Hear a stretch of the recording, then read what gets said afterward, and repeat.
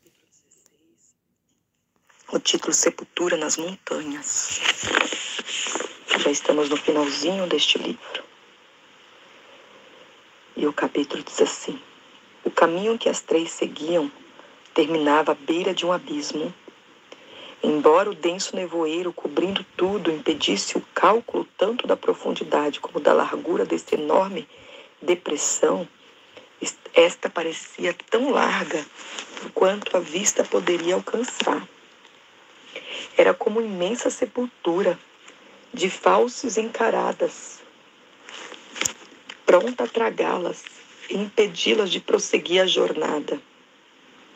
Por um momento, Grande Medrosa, estancada à beira do precipício, ficou a imaginar que lugar seria esse. Como ouvia um barulho de água caindo, imaginaram que estivesse à beira da grande cascata mencionada pelo pastor. Olhando para as companheiras, Grande Medrosa perguntou suavemente: que faremos agora? Saltaremos para o outro lado? Não seria impossível? Que faremos então? Temos de saltar para dentro do abismo. Naturalmente, concluiu Grande Medrosa. Não imaginei isso a princípio, mas é justo o que temos de fazer. Pela primeira vez, sentiu algo parecido com medo e pânico. Ela não conseguia fazer o que ele lhe havia pedido que fizesse. Tendo afinal alcançado o altar, não tinha forças para obedecer. Virou-se para as guias e pediu ajuda. Pediu-lhes que fizesse por ela o que ela não conseguia fazer: arrancar a planta de seu coração.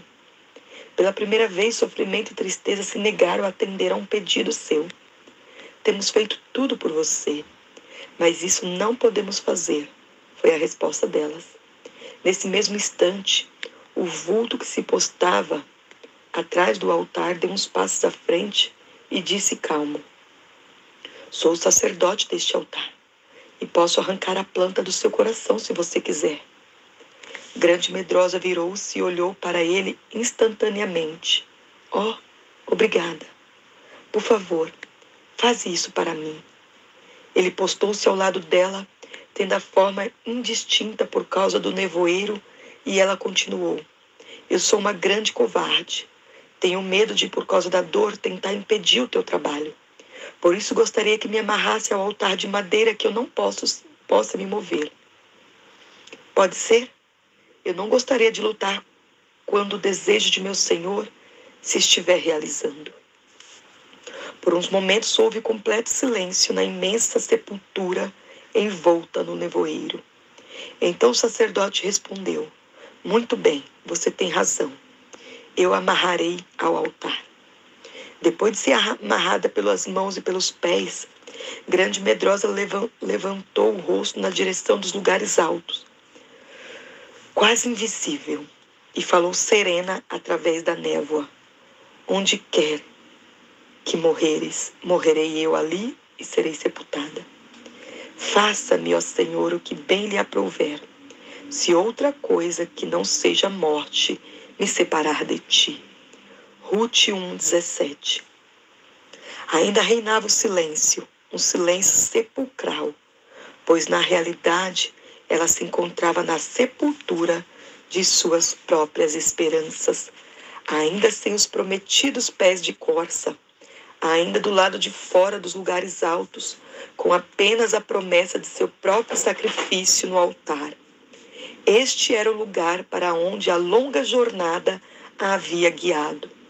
E uma vez mais, antes de fazer a sua rendição, ela repetiu a gloriosa promessa que havia sido a causa de sua partida rumo aos lugares altos.